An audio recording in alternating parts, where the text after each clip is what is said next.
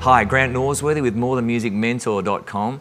And when we're talking about being in tune or tuning of musical instruments, people rarely think about the drums. We usually think about guitars, bass guitar, acoustic guitar.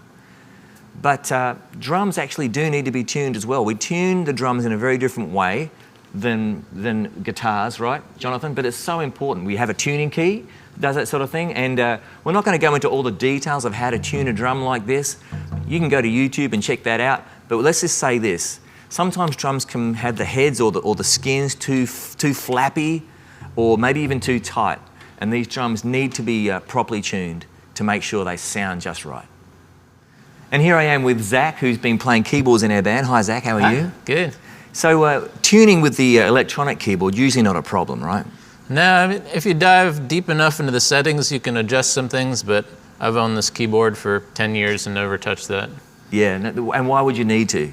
440 is what's programmed here. Unless there's perhaps someone has broken their pitch wheel or something like that, this keyboard is going to be in tune. In fact, that's probably one of the reasons why we prefer an electronic keyboard. Even if we're leaning on piano sounds and like real acoustic sounds from keyboards, we'd probably prefer to have this electronic keyboard, right? There's problems with a real acoustic piano in a band at least, isn't there? Yeah, this is much easier to get a clean sound back to the audio engineer, and with a real piano you're going to have to deal with the maintenance and tuning roughly every 6 months or so. Yeah. Sometimes more if it's in a church setting where the temperatures are fluctuating a lot throughout the week, whether there's people in there or not. Or you have one of those real, when I say real piano, this is a real instrument as well, but a piano that has strings inside it. You shift that piano, it'll be out of tune, and then you will not be able to get it sounding right without bringing in a specialist and the expense of that. So in these bands, an electronic keyboard that will not go out of tune.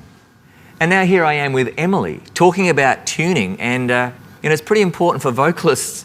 Hey, I'm going to change that to be, it's very important for us vocalists to be in tune.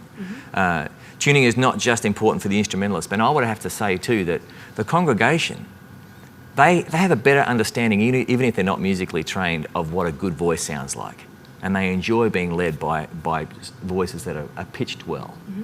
And I think that it's going to really help us vocalists to pitch well and to learn to pitch well if the band that we're playing with is well tuned. But there's more to it than that, isn't there, Emily? Sure. Aside from proper training and learning to control your voice, I think being able to hear one another, you need to make sure you can hear your other vocalists. You got to tell your sound guy, hey, bring me up in the monitor, or bring the other vocalists up in the monitor to hear them better. Or better, bring other things down.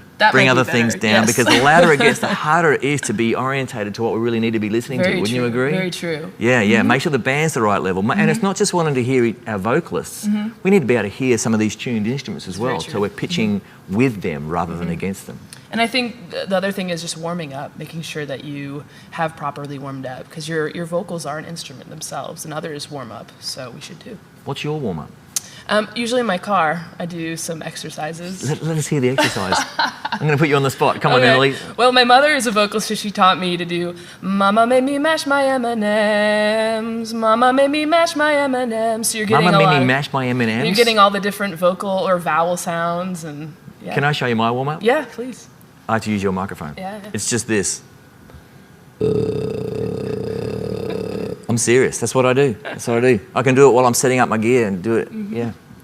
That's me. Works. Thanks for watching. Make sure you check out the other videos in this series. Please subscribe to the channel.